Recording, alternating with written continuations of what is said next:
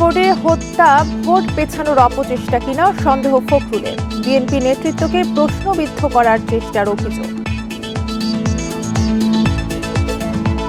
ময়মনসিংহের ভালুকায় ঘর থেকে মা ও 2 সন্তানের গলাকাটা মরদেহ উদ্ধার।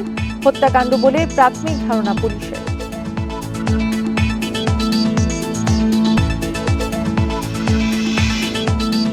জ্বর কমলেও ডেঙ্গু রোগী সুস্থ নয় বলছেন চিকিৎসকরা। চোখে রক্ত জমা, রক্ত বমি সহ উপসর্গ দেখলে নিতে হবে পরামর্শ।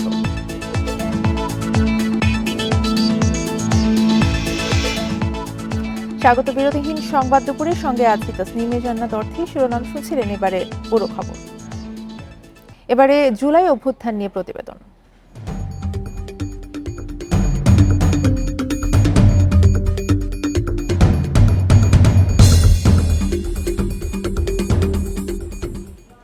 রাজাকারের নাতিপুতি গত বছরের এই দিনে শেখ হাসিনার এই মন্তব্য পাল্টে দেয় কোটা সংস্কার আন্দোলনের গতিপথ। শিক্ষার্থী আন্দোলন ক্যাম্পাস থেকে চলে আসে রাজপথে, ছাত্র আন্দোলন পরিণত হয় গণ আন্দোলনে। এরপরেই একসূত্রই গেঁথে যায় পুরো বাংলাদেশ। আন্দোলনের স্ফুলিঙ্গ ছড়িয়ে পড়ে দেশ জুড়ে। কোটা সংস্কার আন্দোলনের মোড় ঘুরে যায় 14 জুলাই। এদিন সন্ধ্যায় সংবাদ সম্মেলনে শেখ হাসিনার একটি মন্তব্যে ফুঁসে ওঠে আন্দোলনকারীরা। মুক্তিযুদ্ধের বিরুদ্ধে এত ক্ষোভ কেন? মুক্তিযোদ্ধাদের নাতিপুতিরাও পাবে না, তাহলে কি রাজাকারের নাতিপুতিরা পাবে? এই মন্তব্য পাল্টে দেয় জুলাই আন্দোলনের গতিপথ। শেখ হাসিনার বক্তব্য ব্যঙ্গ করে ঢাকা বিশ্ববিদ্যালয়ের ক্যাম্পাসে গভীর রাত পর্যন্ত চলে শিক্ষার্থীদের সাহসী প্রতিবাদ। আন্দোলনের এই নতুন স্লোগান ছড়িয়ে পড়ে দেশ জুড়ে, ফুঁসে ওঠে বিশ্ববিদ্যালয় ক্যাম্পাসগুলো। এরপরই শিক্ষার্থীদের এই আন্দোলনে সম্পৃক্ত হতে থাকে নানা শ্রেণী পেশার মানুষ। কোটা সংস্কার পরিণত হয় গণদাবিতে। মাসের শেষে এসে তারা কিন্তু অনেক বেশি প্রেসারাইজ করার চেষ্টা করে, এবং হলে তখন ছাত্র সংখ্যাও একটু কম ছিল বিধায় আমরা যে কয়জন ছিলাম আন্দোলনটাকে অর্গানাইজ করার চেষ্টা করছিলাম তাদের প্রত্যেকটি গতিবিধি পর্যবেক্ষণ করতে। এবং তার পাশাপাশি শুধু ছাত্রলীগই না, আমরা যখন কেন্দ্রীয় গ্রন্থাগারের সামনে আমরা গিয়ে একসাথে বৈঠক করতাম এবং বিভিন্ন পলিসি ঠিক করতাম, তখন বিভিন্ন গোয়েন্দা সংস্থা, পুলিশ প্রশাসন এসে আমাদেরকে বাধা দেওয়ার চেষ্টা করতে। আন্দোলনে সর্বসাধারণের সমর্থন ও অংশগ্রহণ শক্তি যোগায় শিক্ষার্থীদের। ক্যাম্পাস থেকে আন্দোলন গড়ায় রাজপথে। কোটা সংস্কার আন্দোলন পরিণত হয় ছাত্র জনতার গণ অভ্যুত্থানে। যেই কোনোভাবে হোক আমাদের ওই যে মেইন যে টার্গেট সেটা আমরা ফুলফিল করব। হাসিনা পতনের টার্গেট আমরা আগে থেকে নিয়েছিলাম, তো এটা আমরা ফুলফিল করব। বাট যে যেখানে থাকি না কেন ওই আমাদের গোলের দিকে যাইতে হবে। কেউ যদি আটকায় যায় তাহলে বাকিরা আমাদের মূল টার্গেটের দিকে ড্রাইভ করাতে হবে। তো ডিবি হেফাজতের আমাদের ওই কনফিডেন্সটা ছিল যে যারা বাইরে ছিল যে তারা জিনিসটা রোল প্লে করে যাবে। মূলত 14 জুলাই থেকেই সরাসরি সরকার বিরোধী স্লোগান নিয়ে রাজপথে অবস্থান নেয় শিক্ষার্থীরা, যার চূড়ান্ত ফল 5 আগস্ট গণ অভ্যুত্থানে স্বৈরশাসনের অবসান। Al Amin Hossain, independent news, Dhaka.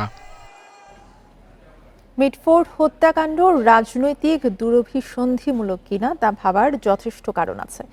এই হত্যাকাণ্ডের ঘটনা নির্বাচন বিলম্বিত করার অপচেষ্টা কিনা তা নিয়েও সন্দেহের অবকাশ রয়েছে বলে মনে করেন বিএনপি মহাসচিব মির্জা ফখরুল ইসলাম আলমগীর। বিএনপি চেয়ারপারসনের গুলশান কার্যালয়ে স্থায়ী কমিটির বৈঠক শেষে জরুরি সংবাদ সম্মেলনে এসব কথা জানান তিনি। মিটফোর্ড হত্যাকাণ্ড নিয়ে চলমান বিতর্কের মধ্যে সোমবার দলের স্থায়ী কমিটির বৈঠক শেষে জরুরি সংবাদ সম্মেলন করে বিএনপি। লিখিত বক্তব্যে দলের মহাসচিব মির্জা ফখরুল ইসলাম আলমগীর বলেন, মিটফোর্ডের ঘটনাকে ভিন্ন খাতে প্রবাহিত করার চেষ্টা চলছে। বিএনপির যারা জড়িত বলে দাবি করা হচ্ছে, প্রমাণ না থাকা সত্ত্বেও তাদের আজীবনের জন্য বহিষ্কার করা হয়েছে। ব্যক্তির কর্মের সঙ্গে দলের সম্পর্ক নেই। মির্জা ফখরুল জানান, মিটফোর্ড হত্যাকাণ্ডের মামলায় যাদের নাম এসেছে ঘটনার সঙ্গে তাদের সম্পৃক্ততা নেই বলে পরিবারের সঙ্গে কথা বলে জানা গেছে। এ ঘটনায় রাজনৈতিক স্বার্থসিদ্ধি এবং নির্বাচন প্রভাবিত করার চেষ্টা হচ্ছে কিনা সে বিষয়ে সন্দেহের যথেষ্ট কারণ রয়েছে। একটি সুনির্দিষ্ট সময়ে হত্যাকাণ্ডের ভিডিও ছড়ানো হয় ইন্টারনেটে।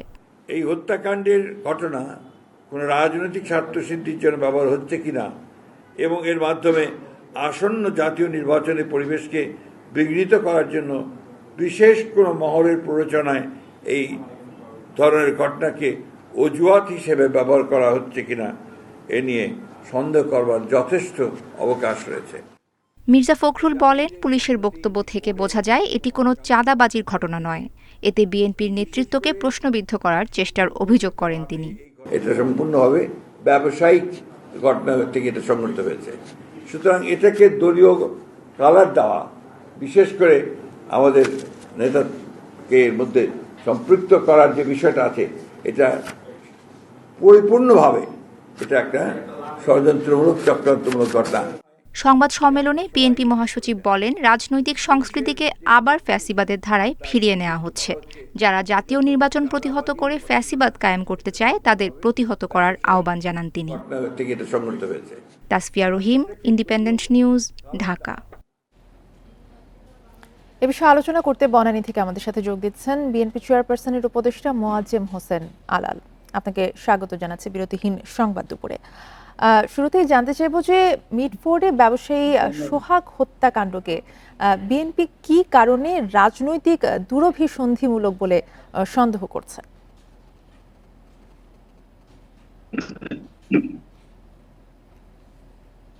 আপনাকে ধন্যবাদ।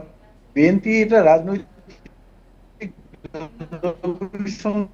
মনে করছে এই কারণে যে নিকট অতীতে এই দিন নয় ঘটনাটি ঘটেছে, মিটফোর্ডের ওইখানে বড় একটি এক নেতাকে গুলি করে হত্যা করে তার মৃত্যু নিশ্চিত করার জন্য আবার পায়ের রগও কেটে দেওয়া হয়েছে। এর পাশাপাশি আরো একটি লোমহর্ষক ঘটনা ঘটেছে, মসজিদের ইমাম সাহেবকে কুপিয়ে তাকে মরণাপন্ন অবস্থায় হাসপাতালে ভর্তি করা হয়েছে। কোনটি নিয়ে এত উচ্চবাচ্য হলো না, এত সোশ্যাল মিডিয়া নিতে পারলো না, যেটা ঘটনাটি জায়গা করে নিল। পরিকল্পিত ভাবে সোশ্যাল মিডিয়ায় প্রচারণা চালানো হলো এবং সে প্রচারের মধ্যে কোনো কারণ ছাড়া, কোনো প্রয়োজন ছাড়া তারেক রহমানকে ডেকে নিয়ে এসে তাকে আহ্বান করে তাকে নিয়ে নানা ধরনের অশ্লীল এবং কটূক্তিমূলক স্লোগান দেওয়া হলো এবং সেটা দেওয়া হলো কয়েকটি শিবির থেকে ভাগ হয়ে, কয়েকটি ধাপে ধাপে ভাগ হয়ে তারা এই জিনিসগুলো করলেন। এখন এ থেকেই তো বোঝা পেছনে একটা রাজনৈতিক, যেখানে প্রমাণিত হওয়ার মূলক পরিবারের যোগ করলাম, সেখান থেকে পরিবারের নাম কেন পরিবর্তন হলো উত্তর দেবে। তারেক রহমানকে প্রধানমন্ত্রী কিংবা স্বরাষ্ট্রমন্ত্রী করতে হবে। এই কয়েকটি জিনিস থেকেই বোঝা যায় যে উদ্দেশ্যপূর্ণ। ওই অন্য দুটি ঘটনা, ইমাম সাহেবের ঘটনা ভিডিও ভাবে প্রচার হলো না। এইভাবে বিএনপি কে প্রতিপন্ন করার জন্য এটা করছে। এজন্য আমরা বলেছি যে একটা রাজনৈতিক দুরভিসন্ধিমূলক কর্মকাণ্ডেরই অংশ, একটা পরিমাণের একটা অংশ আরো হবে, আরো হতে পারে। এই ক্ষেত্রে একটু জানতে চাইবো যে হত্যাকাণ্ডে সন্দেহভাজনদের কিন্তু এরই মধ্যে বহিষ্কার করা হয়েছে, তারপরেও বিএনপির বিরুদ্ধে মিছিল করার কারণ কি বলে মনে করেন?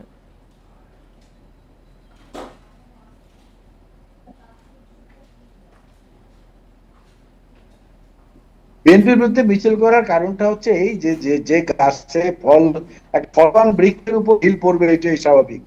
বিএনপি তো একটা ফলবান গাছ। এখন বিএনপি জনগণ কর্তৃক সমর্থিত এবং বিএনপি জনগণ পাশে আছে, এই আস্থাটা সাধারণ ভোটারদের মাঝে আছে। সেইখানে একটা বিঘ্ন সৃষ্টি করা, একটু কালিয়ে একটু কলঙ্কিত করা এই কারণে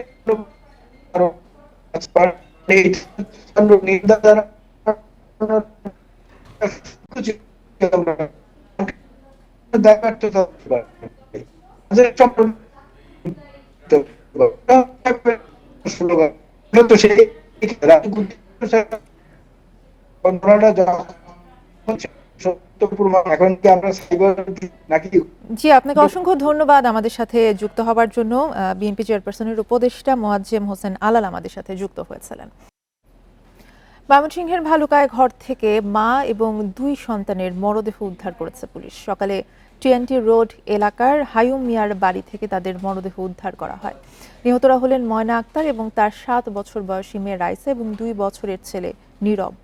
পুলিশ জানিয়েছে, পরিবার নিয়ে ওই বাসায় ভাড়া থাকতেন রফিকুল ইসলাম। সেখানকার একটি স্পিনিং মিলে কাজ করতেন তিনি। সকালে বাসায় ফিরে দরজায় তালা দেখতে পান রফিকুল। অনেক ডাকাডাকির পর কেউ সাড়া না দেয়ায় তালা ভেঙে ঘরে ঢোকেন তিনি।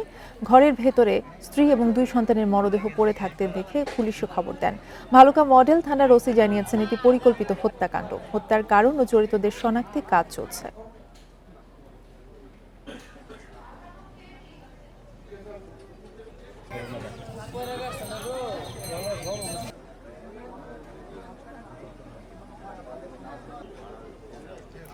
জুলাই গণ অভ্যুত্থানের বর্ষপূর্তির 14তম দিনে পটুয়াখালী থেকে পদযাত্রা শুরু করেছে জাতীয় নাগরিক পার্টি। দুপুরে সার্কিট হাউস প্রাঙ্গণে শুরু হয় পদযাত্রা।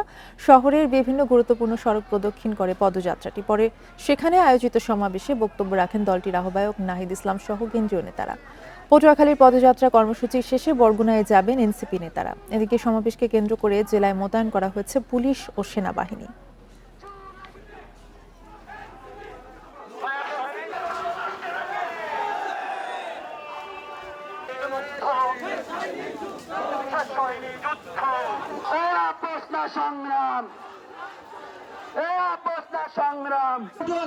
কেন আসছি তার একটা বড় কারণ দেশে থেকে সমাজ। এ বিষয়ে আরো জানাতে পটুয়াখালী থেকে আমাদের সাথে যুক্ত আছেন সহকর্মী ফরিদ উদ্দিন আক্তার। ফরিদ, পটুয়াখালী থেকে পদযাত্রা শুরু করেছে জাতীয় নাগরিক পার্টি। এই মুহূর্তে আসলে পদযাত্রাটি কোথায় রয়েছে এবং কি খবর রয়েছে আপনার কাছে সেখান থেকে? জুলাই পথযাত্রা, এই স্লোগানটি নিয়ে আজ পটুয়াখালীতে জাতীয় নাগরিক পার্টির পথসভা শেষ হয়েছে কিছুদিন আগে। পটুয়াখালী সার্কিট হাউসের দপ্তরে এনসিপি পটুয়াখালী জেলা আহ্বায়ক জহিরুল ইসলামের সভাপতি পুলিশের সভাপতিত্বে বক্তব্য রাখেন এনসিপির আহ্বায়ক নাহিদ ইসলাম, সাদ্দিক ইসলাম, হাসনাত আব্দুল্লাহ, কেন্দ্রীয় বিভাগীয় পর্যায়ের নেতাকর্মীরা। এর পূর্বে সার্কিট হাউস থেকে ঘণ্টাব্যাপী পদযাত্রা পৌর শহরের বিভিন্ন সড়ক প্রদক্ষিণ শেষ করে সার্কিট হাউস দপ্তরে এসে শেষ হয়। এরপর তারা জনসভায় তারা জনগণকে উদ্দেশ্য করে বলেন তারা জানি নতুন বাংলাদেশ গড়ার প্রত্যাশা ব্যক্ত করেন। এছাড়া এখানে এই জনসভা শেষ হওয়ার পরই কিছুদিনের মধ্যে তারা বরগুনা জনসভা করবেন, এই বিষয়ে এনসিপি দলীয় সূত্রে জানা গেছে। এই ছিল পটুয়াখালী থেকে আমার কাছে এনসিপি সর্বশেষ তথ্য। ফরিদ উদ্দিন আক্তার জানাচ্ছিলেন পটুয়াখালী থেকে। জ্বর কমে গেলেও ডেঙ্গু আক্রান্তদের সুস্থ ভাবা যাবে না বলে সতর্ক করেছেন চিকিৎসকেরা। তারা বলছেন, জ্বর কমার পরেই বেশিরভাগ রোগীর প্ল্যাটিলেট কাউন্ট কমে রক্তক্ষরণের ঝুঁকি সহ নানা শারীরিক জটিলতা শুরু হয়। বিশেষজ্ঞরা বলছেন, চোখে রক্ত জমাট, রক্ত বমি সহ উপসর্গ দেখা দিলেই নিতে হবে চিকিৎসকের পরামর্শ। বিশেষ যত্ন নিতে হবে বয়স্ক এবং অন্য রোগে আক্রান্ত রোগীদের। নারায়ণগঞ্জের বিসিক এলাকার বাসিন্দা মাসুম আলী 2 দিন ধরে ভর্তি মহাখালীর ডিএনসিসি হাসপাতালে ডেঙ্গু ওয়ার্ডে। গত শনিবার জ্বর আসে মাসুমের। সোমবার জ্বর ছেড়ে যাওয়ার পর শুরু হয় রক্তবমি, প্লাটিলেট কমে যাওয়া সহ শারীরিক নানা জটিলতা। সোমবারে জ্বর কমে যায়, সারা শরীরে উনি ব্লাড ছড়াই গেছিল। তারপরে আমরা নারায়ণগঞ্জ গেছি, নারায়ণগঞ্জ আপনার খানপুরে ভর্তি ছিলাম, তখন তারা রেফার করছে ঢাকা ডিএনসিতে। একই ওয়ার্ডে চিকিৎসা নিচ্ছেন মানিকগঞ্জের শিক্ষার্থী সোহান মিয়া ও বাড্ডার জুবায়ের। তাদেরও জ্বর কমার পরদিন থেকেই দেখা দেয় নানা জটিলতা। আমার শনিবারে জ্বর আসছিল, আমি সোমবারে টেস্ট করি, ভাবছিলাম আমার ভালো হয়ে গেছে। তারপরে আবার টেস্ট করলাম, তারপর দেখি আবার অবনতি হয়েছে। মানে জ্বর সারার পরেও 2 দিন বমি ছিল, এখন বর্তমানে বমি নাই, তো জ্বর থাকা অবস্থায় চোখে ব্লাড আসছিল। চিকিৎসকরা বলছেন, ডেঙ্গু ভাইরাস লিভার, কিডনি, ফুসফুস সহ বিভিন্ন অঙ্গে প্রদাহ তৈরি করে। তাই জ্বর কমে গেলেও থাকতে হবে সতর্ক। পেশেন্ট যদি অজ্ঞান হয়ে যায় এবং কন্টিনিউয়াসলি যদি ভমিট করতে থাকে বা বমি করতে থাকে, তখন কিন্তু ধরে নেওয়া যায় যে এটা একটা ক্রিটিক্যাল পর্যায়ে যাচ্ছে। তো জ্বর ছেড়ে গেলেও এই সিমটমগুলো যদি পাওয়া যায়, তাহলে অবশ্যই তাকে হসপিটালে ইমিডিয়েটলি ভর্তি করতে হবে। প্লাটিলেট কাউন্ট কমে যাওয়ার পাশাপাশি রক্তনালীরও ক্ষতি করতে পারে ডেঙ্গুর ভাইরাস। এ কারণে জ্বর কমে গেলেও বয়স্ক এবং অন্য রোগে আক্রান্তদের বিশেষ যত্ন নেয়ার পরামর্শ বিশেষজ্ঞ চিকিৎসকের। নিঃশ্বাস নিতে কষ্ট হয়, ওনার যদি পেটটা ফুলে ওঠে, পেটটা ভারী হয়ে যায়, পেটের মধ্যে ডায়রিয়া বেশি হয়, পেটে যদি ব্যথা করতে শুরু করে এবং যদি দেখা যায় যে তার আপনার ব্লাড প্রেশার খুব দ্রুত কমে যাচ্ছে, বুঝতে হবে যে তার ডেঙ্গু শক সিনড্রোম অথবা ডেঙ্গু হিমোরেজিক ফিভারের ব্যাপারে আমাদের যথাযথ ব্যবস্থা নেওয়া লাগবে। ডেঙ্গু পরবর্তী জটিলতা নিয়ে ডিএনসিসি হাসপাতালে অধিকাংশ রোগী এসেছে ঢাকার বাইরের বিভিন্ন হাসপাতাল থেকে। Buddhadeb Kundu, independent news, Dhaka. জুলাই গণ অভ্যুত্থানের অনুষ্ঠানের বিষয়ে গণভবনে ব্রিফ করা হচ্ছে, আমরা সরাসরি চলে যাচ্ছি সেখানে। গবেষণার কাজটা আমার মন্ত্রণালয় হাতে নিয়েছে এবং সেটার মধ্য দিয়ে আমরা আশা করছি প্রত্যেকটি নারীর চরিত্র, নারী যোদ্ধাকে আমরা খুঁজে পাবো। এবং এটাও আজকে আমি বলি, অনেক আহত নারী যারা ঘর বন্ধ করে লুকিয়ে আছে, সামনে আসছে না, ডিপ্রেশনে আছে, তারা কেমন আছে দেখার কিন্তু আমাদের দায়িত্ব।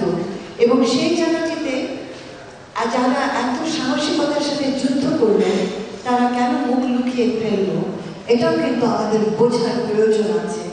এবং তাদের সামনে সামাজিকভাবে যে নানান কি বলে, আপনারা নিজেরাও জানেন যে মেয়েদের উপরে সাইবার স্পেস থেকে অনেক বুলিং হচ্ছে, অনেক বাজে বাজে কথা বলা হয়, কিন্তু এই মেয়েরা তো বীর যোদ্ধা। আমি বিশ্বাস করি তারা এটা থেকে বেরিয়ে আসবে এবং মাথা উঁচু করে দাঁড়াবে। আমার মন্ত্রণালয় থেকে দুটো কাজ, এদেরকে চিহ্নিত করা, এদের কাউন্সেলিং দেওয়া, এদের পাশে থাকা, এবং দ্বিতীয় কাজ এদের কীর্তি সংরক্ষণ করা। আজকে এই দিবসের জায়গা থেকে আমরা এই উদ্যোগগুলো নিয়েছি এবং আপনাদের সকলকে আমন্ত্রণ জানাচ্ছি। আপনারা সবাই পেতে অবশ্যই আমাদের সাথে সম্পৃক্ত হবেন। ধন্যবাদ। ডেঙ্গু পরিস্থিতি নিয়ে আলোচনা করতে আমাদের সাথে রাজধানীর বেইলি রোড থেকে যোগ দিচ্ছেন জনস্বাস্থ্য বিশেষজ্ঞ ডক্টর মুশতাক হোসেন। আপনাকে স্বাগত জানাচ্ছি বিরতিহীন সংবাদ দুপুরে। প্রথমেই যে প্রশ্নটা করতে চাই যে জ্বর কমার পরেও ঠিক কি কি ঝুঁকির কারণে রোগীকে আসলে সুস্থ ভাবা যাবে না বলে আপনি মনে করেন, এবং জ্বর কমার পরে কি ধরনের সতর্কতামূলক ব্যবস্থা নেওয়া উচিত? দেখুন, যদি ইনফ্লুয়েঞ্জা জ্বর হয় তাহলে জ্বর কমার পরে কোনো ঝুঁকির সম্ভাবনা নেই। ডেঙ্গু যদি হয় তাহলে অবশ্যই সতর্ক হতে হবে, কারণ জ্বর কমার পরেই কোনো কোনো রোগীর ক্ষেত্রে তাদের দু ধরনের জটিলতা হতে পারে। একটা হচ্ছে ডেঙ্গু হেমোরেজিক সিনড্রোম, অর্থাৎ রক্তপাত আভ্যন্তরীণভাবে হতে পারে, আর একটা হতে পারে ডেঙ্গু শক সিনড্রোম, অর্থাৎ রক্তচাপ কমে যেতে পারে। সেজন্য দরকার সমস্ত জ্বরের রোগী, বিশেষ করে যারা ঝুঁকিপূর্ণ বয়সে আছেন, অনেক বয়স বেশি বা বয়স কম বা গর্ভবতী নারী, দীর্ঘদিন অন্য রোগে ভুগছেন, তার ডেঙ্গুটা পরীক্ষা করা। কাজে প্রাথমিক স্বাস্থ্য কেন্দ্রে যদি সরকারি রেটে পরীক্ষার ব্যবস্থা না থাকে তাহলে তো আপনি জানছেন না যে আপনার ডেঙ্গু। কারণ ডেঙ্গু যদি আপনি একবার শনাক্ত হয়, তাকে অবশ্যই চিকিৎসকের পর্যবেক্ষণে অথবা প্রশিক্ষিত স্বাস্থ্যকর্মীর পর্যবেক্ষণে থাকতে হবে। এখন যারা দিন আনে দিন খায়, যারা দরিদ্র মানুষ, যারা একদিন কাজে না গেলে তাদের জীবিকা চলবে না, সে কিন্তু জ্বর কমে যাওয়ার পরে সে কাজে চলে যায়, এমনকি জ্বরের মধ্যেও কাজ করতে থাকে। সেই কাজ করা অবস্থায় হঠাৎ কোনো রাত্রে বা সন্ধ্যায় বা দিনের বেলা কাজের সময় হঠাৎ করে সে অজ্ঞান হয়ে পড়ে যায়। কারণ তার যদি আভ্যন্তরীণ রক্তপাত হয়, একজন চিকিৎসক ছাড়া তারা বা একজন প্রশিক্ষিত স্বাস্থ্যকর্মী ছাড়া ধরতে পারবে না। আর রক্তচাপ কমে গেলে সে হয়তো দুর্বল লাগবে, মাথা ঘোরাবে, কিন্তু রক্তচাপ না মাপলে তো সে বুঝবে না। কাজেই আমরা যেটা বলছি যে জনস্বাস্থ্য ভিত্তিক যারা চিন্তা করি, যে আমাদের বাংলাদেশে যেখানে ডেঙ্গু হচ্ছে সেখানে প্রাথমিক স্বাস্থ্যসেবা কেন্দ্রে ডেঙ্গু পরীক্ষার ব্যবস্থা থাকতে হবে, এবং সেখানে একজন মানুষ যদি ডেঙ্গু আক্রান্ত হয় তাকে সবসময় পর্যবেক্ষণে রাখতে হবে। না হলে কিন্তু আমরা এই যে খুব গুরুতর অসুস্থ হয়ে পড়ছেন এবং মৃত্যু হচ্ছে, বাংলাদেশে রোগী অনুপাতে মৃত্যুর হার সর্বোচ্চ সারা পৃথিবীর ভিতরে। কিন্তু এটা কমানোর জন্য একমাত্র বা অন্যতম পদ্ধতি হচ্ছে জ্বর হলেই যেন সে ডেঙ্গি পরীক্ষা করতে পারে, সেই ব্যবস্থাটা করা তার বাড়ির কাছে সরকারি হারে। একজন দরিদ্র মানুষ প্রাইভেট ল্যাবরেটরিতে এত টাকা দিয়ে তিনি হয়তো পরীক্ষা করতে চাইবেন না, কারণ তার সেই সঙ্গত নেই। এটা যদি আমরা করতে পারি তাহলে আমরা আমাদের যে ডেঙ্গু জনিত মৃত্যুর সংখ্যা অন্তত পক্ষে 1/3 কিন্তু আমরা কমাতে পারি। স্যার, এই ক্ষেত্রে ডেঙ্গুর প্রকোপ মোকাবেলায় যেটা আপনি বলছিলেন যে ব্যবস্থা থাকা উচিত এবং হাসপাতালগুলোতে বা অন্যান্য প্রস্তুতি কি আমাদের পর্যাপ্ত আছে কিনা কি মনে করেন? দেখুন, হাসপাতালগুলো প্রশিক্ষিত চিকিৎসক, নার্স, যন্ত্রপাতি সবই আছে, কিন্তু প্রাথমিক যে রোগ নির্ণয়, প্রাথমিক সেবা, এটার জন্য বড় হাসপাতালে যাওয়ার প্রয়োজন নেই। হাসপাতালে অনেক ভিড় হয়ে যাচ্ছে এবং একজন সাধারণ মানুষ এই ভিড়ের কারণে কিন্তু আসছে না টেস্ট করতে। মধ্যবিত্ত তারা যাচ্ছে বা যারা সচ্ছল তারা যাচ্ছে প্রাথমিক সেই পরীক্ষা করার জন্য, এবং মাধ্যমিক পর্যায়ের স্বাস্থ্যসেবা সেটাও বড় হাসপাতালে আছে। সেটা কিন্তু জেলা হাসপাতালে বা ঢাকা শহরের নগর হাসপাতালে করা সম্ভব। এই প্রাথমিক, মাধ্যমিক এবং গুরুতর অসুস্থ সবাই কিন্তু হাসপাতালে যাচ্ছে। সমস্ত রিসোর্স আমাদের জনবল এবং সাজ সরঞ্জাম, চিকিৎসার বিষয়ে সব বড় বড় হাসপাতালে কেন্দ্রীভূত, ভিড়টাও বেশি হচ্ছে। ফলে একজন খুবই গুরুতর রোগী সে যখন হাসপাতালে যাচ্ছে, বিশেষ করে সাধারণ মানুষ, সে তো কেবিনে ভর্তি হতে পারছে না, তার জায়গা হচ্ছে না, সে ফ্লোরে থাকছে। তাকে প্রশিক্ষিত ডাক্তার, প্রশিক্ষিত নার্স থাকার পরেও, স্যালাইন থাকার পরেও তাকে কিন্তু দেওয়া যাচ্ছে না সময় মতো। কাজেই চিকিৎসা ব্যবস্থাটার বিকেন্দ্রীকরণ করা দরকার। আমাদের হাসপাতালগুলো প্রস্তুত আছে, হাসপাতালগুলো সম্পদ আছে। এটা যদি আমরা প্রাথমিক এবং মাধ্যমিক জায়গায় ভাগ করে দিতে না পারি, এই ব্যবস্থাপনার বিকেন্দ্রীকরণ করতে না পারি, আমরা কিন্তু মৃত্যু কমাতে পারছি না। সেক্ষেত্রে যদি বলি যে সাধারণ মানুষের সচেতনতা বাড়াতে কি ধরনের পদক্ষেপ গ্রহণ করা উচিত বলে আপনি মনে করেন? দেখুন, সচেতনতার দায়-দায়িত্ব সাধারণ মানুষের ঘাড়ে দিয়ে আমরা সমাধান করতে পারবো। কর্তৃপক্ষকে ব্যবস্থা গ্রহণ করতে হবে, সরকারকে ব্যবস্থা গ্রহণ করতে হবে। ঢাকা শহরের প্রত্যেকটা ওয়ার্ডে যদি সেখানে ওয়ার্ড কাউন্সিলরের কার্যালয়ে ডেঙ্গু পরীক্ষার জন্য রক্ত সংগ্রহ করার ব্যবস্থা না করা যায়, তাহলে ভ্রাম্যমাণ গাড়িতে করে, ভ্রাম্যমাণ অ্যাম্বুলেন্সে করে মেডিকেল টেকনোলজিস্টরা যাবে যেখানে ডেঙ্গু রোগী পাওয়া যাচ্ছে। আমরা তো হাসপাতাল থেকে ঠিকানা নিয়ে খুবই সহজভাবে আমরা একটা স্পটিং ম্যাপিং করতে পারি কোথায় ডেঙ্গু রোগীটা বেশি। সেখানে কি আমরা ভ্রাম্যমাণ গাড়ি, অ্যাম্বুলেন্সে করে বলতে পারি যাদের জ্বর সন্দেহ হচ্ছে আপনারা আসেন, স্যাম্পল দিয়ে যান। তাহলে অনেক মানুষ আসলে সেখানে প্রাথমিক চিকিৎসাটা গ্রহণ করতে যাবেন। আপনাকে অসংখ্য ধন্যবাদ আপনার সময় আমাদেরকে দেবার জন্য। গত 7 মাসে বিভিন্ন ব্যক্তি এবং প্রতিষ্ঠানের ১,৮৭৪ কোটি টাকার কর ফাঁকির প্রমাণ পেয়েছে জাতীয় রাজস্ব বোর্ড এনবিআর। এর মধ্যে এখন পর্যন্ত ১১৭ কোটি ৪৩ লাখ টাকা উদ্ধার করেছে আয়কর গোয়েন্দা বিভাগ। সোমবার এনবিআরের সংবাদ বিজ্ঞপ্তিতে এসব তথ্য জানানো হয়। এতে বলা হয়, গত বছরের ডিসেম্বর থেকে এই পর্যন্ত এই কর ফাঁকির ঘটনার সাথে ১৮৩ জন ব্যক্তি ও প্রতিষ্ঠান জড়িত থাকার প্রমাণ পাওয়া গেছে। এর মধ্যে ৬৩ ব্যক্তি ও প্রতিষ্ঠানের কাছ থেকে ১১৭ কোটি ৪৩ লাখ টাকা উদ্ধার করে রাষ্ট্রীয় কোষাগারে জমা করা হয়েছে।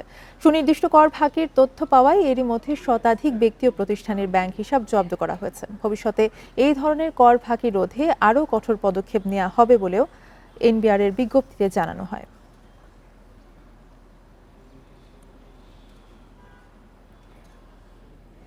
চট্টগ্রাম থেকে ঢাকায় পাইপ লাইনের মাধ্যমে দ্বিতীয় দফায় ডিজেল আনার কার্যক্রম শুরু হচ্ছে আজ।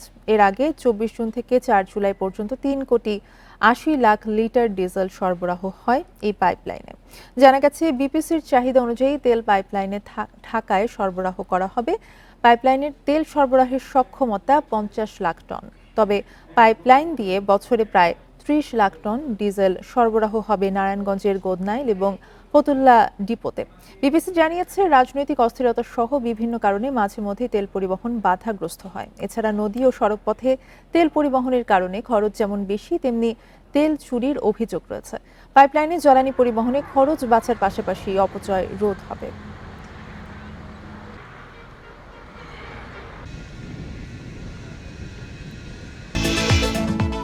ফেনীতে টানা বৃষ্টি এবং উজানের ঢলের কারণে বন্যা নিয়ন্ত্রণ বাঁধের ভাঙা অংশ মেরামতের কাজ শুরু করেছে পানি উন্নয়ন বোর্ড। এর মধ্যে পরশুরাম উপজেলায় ২২টি, ফুলগাজী উপজেলায় ১৯টি স্থানের বাঁধে মোট ৪১টি জায়গায় ভাঙন দেখা দিয়েছে। ফেনী সদর, পরশুরাম, ফুলগাজী ও ছাগলনাইয়ার পানি কমায় রোববার থেকে ভাঙন এলাকায় কাজ শুরু করেন নির্বাহী প্রকৌশলীরা। এরই মধ্যে বন্যা কবলিত ১২১টি গ্রামের পানি নেমে গেছে, তবে এখনও ১৬টি গ্রাম পানিতে তলিয়ে রয়েছে। ৯টি আশ্রয় কেন্দ্রে রয়েছে ১৭৯টি পরিবারের ৪৬৯ জন। এবারের বন্যায় সবচেয়ে বেশি ক্ষতি হয়েছে কৃষক, মৎস্যজীবী ও গবাদি পশু পালনকারীদের। কৃষি, মৎস্য, প্রাণী সম্পদ খাতে ক্ষতি ছাড়িয়েছে কোটি টাকা।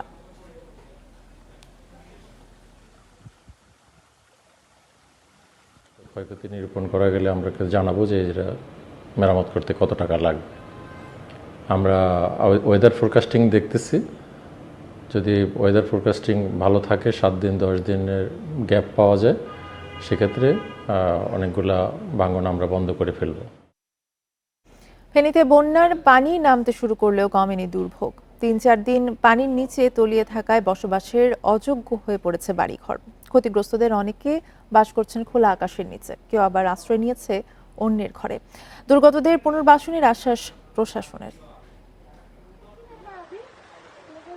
ভারী বৃষ্টি ও উজান থেকে নেমে আসা পাহাড়ি ঢলে ফেনীর 5টি উপজেলায় তলিয়ে যায় 137টি গ্রাম। এর মধ্যে পানি নেমে যাওয়ায় ভেসে উঠেছে ক্ষতচিহ্ন। ফুলগাজী ও পরশুরাম উপজেলার 100 বাড়িঘর ক্ষতিগ্রস্ত হয়েছে। বানভাসী অনেকেই খোলা আকাশের নিচে বসবাস করছেন, আবার কেউ আশ্রয় নিয়েছেন অন্যের ঘরে। বন্যা কবলিত এলাকার সড়ক ভেঙে চলাচলের অযোগ্য হয়ে পড়েছে। টানা 3-4 দিন ঘরবাড়ি পানির নিচে তলিয়ে থাকায় বসবাসের অযোগ্য হয়ে পড়েছে বলছেন স্থানীয়রা। 2-3 বছর পর্যন্ত আমরা মানুষের বাসা থাকি, মানে জ্বর আসলে চলে যাই, আবার আসি। 7,000 টাকার মাছ ফেলাইছিলাম রেনু, সব চলে গেছে, কিচ্ছু নেই। এটা প্রত্যেকটা বছর, আজকে 2 বছর পর্যন্ত আমরা জুন জুলাই আসলে এরকম ক্ষতিগ্রস্ত হইতে হয়। বাড়িঘর মেরামত ও ক্ষতিগ্রস্তদের পুনর্বাসনের উদ্যোগ নেওয়ার কথা জানিয়েছে জেলা প্রশাসন। আমরা 9,500 মানুষের কাছে ত্রাণ পৌঁছে দিয়েছি। যাদের ঘরবাড়ি ক্ষতি হয়েছে তাদেরকে আমরা পুনর্বাসনের জন্য আমরা উদ্যোগ নিচ্ছি এবং অন্যান্য কৃষি এবং প্রাণী সম্পদ সহ যাদের ক্ষতি হয়েছে তাদেরকে আমরা পুনর্বাসনের জন্য কাজ করছি। দ্রুত বাঁধ মেরামতের কাজ শুরু হবে বলে জানিয়েছে পানি উন্নয়ন বোর্ড। যদি ওয়েদার ফোরকাস্টিং ভালো থাকে 7 দিন 10 দিনের গ্যাপ পাওয়া যায়, সেক্ষেত্রে অনেকগুলা ভাঙন আমরা বন্ধ করে ফেলব। ক্ষয়ক্ষতি সম্পূর্ণ নিরূপণ করতে পারিনি। 36টি ভাঙন স্থানে তথ্য পেয়েছি এবং সেগুলিতে আমরা কাজ করার জন্য প্রস্তুতি নিচ্ছি। বন্যায় ছাগলনাইয়াতে 15, ফেনী সদরে 9টি ও দাগনভূঞাতে 2টি গ্রাম ক্ষতিগ্রস্ত হয়েছে। Independent news. এই বিষয়ে আরো জানাতে ফেনী থেকে আমাদের সাথে যোগ দিচ্ছেন সহকর্মী সমীর উদ্দিন। সমীর, পানি এরই মধ্যে নামতে শুরু করেছে, ক্ষতিগ্রস্ত এলাকাগুলো স্বাভাবিক অবস্থায় আবার ফেরার প্রক্রিয়া কেমন দেখছেন?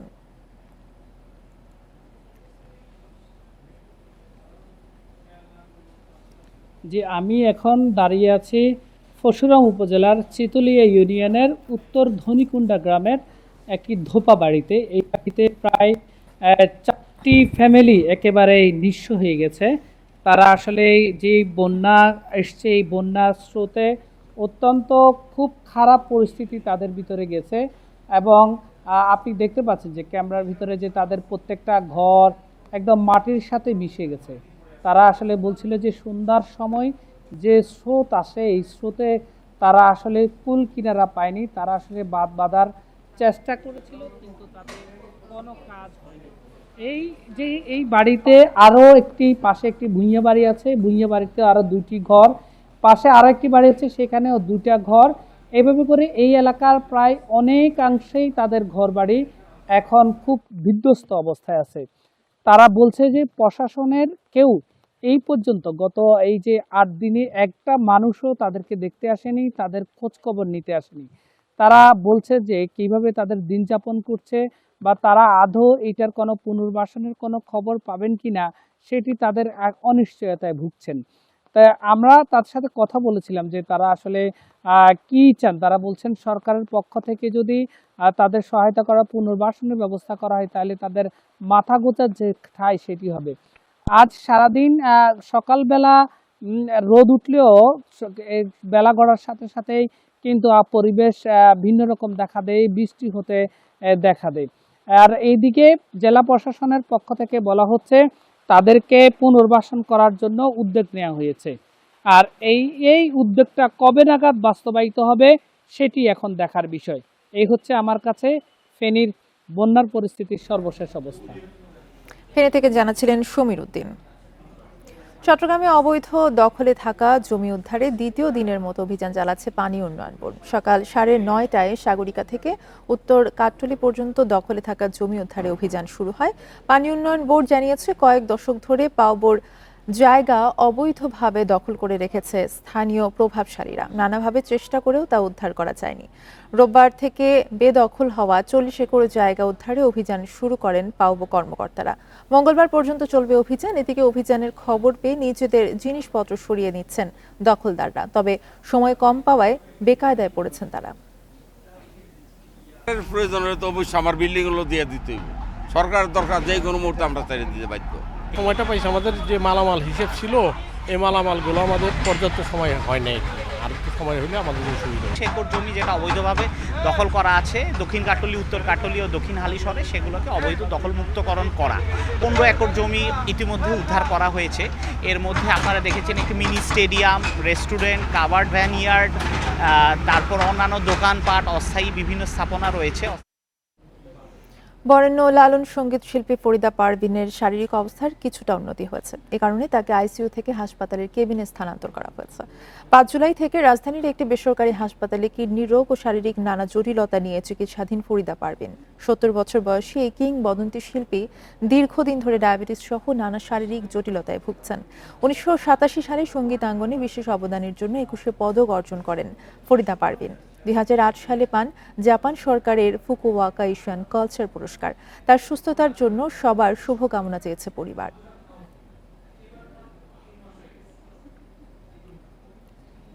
সিরিয়ার সুইদা শহরে স্থানীয় নিরাপত্তা বাহিনী এবং দ্রুজ সম্প্রদায়ের সশস্ত্র সদস্যদের মধ্যে সংঘর্ষে অন্তত 30 জন নিহত হয়েছে। আহত হয়েছে শতাধিক মানুষ। হতাহতের এই তথ্য নিশ্চিত করেছে সিরিয়ার স্বরাষ্ট্র মন্ত্রণালয়। বলা হয়েছে তাদের বাহিনী সংঘাত নিরসন ও সংঘর্ষ বন্ধে সরাসরি হস্তক্ষেপ করবে। সহিংসতার কারণে দামেস্ক সুইদা মহাসড়ক বন্ধ করে দেওয়া হয়েছে বলে জানা গেছে। এপ্রিল ও মে মাসে দ্রুজ সম্প্রদায়ের সদস্য এবং নিরাপত্তা বাহিনীর সংঘর্ষে অনেক মানুষ নিহত হওয়ার পর রোববারই প্রথম অঞ্চলটিতে এমন সহিংসতার ঘটনা ঘটল।